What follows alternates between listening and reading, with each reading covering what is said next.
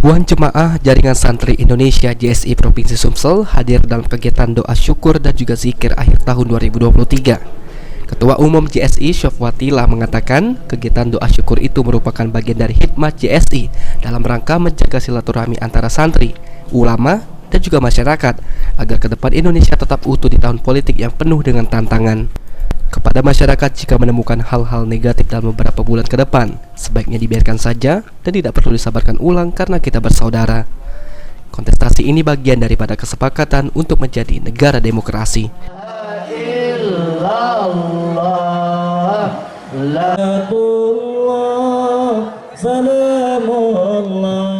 Harapan kami damai. Ayo kita ikut kontestasi dengan damai. Kita jangan nambah dosa, kata Pak Marzuki tadi, kata Pak Mawardi tadi. Kok berpolitik kok nambah dosa?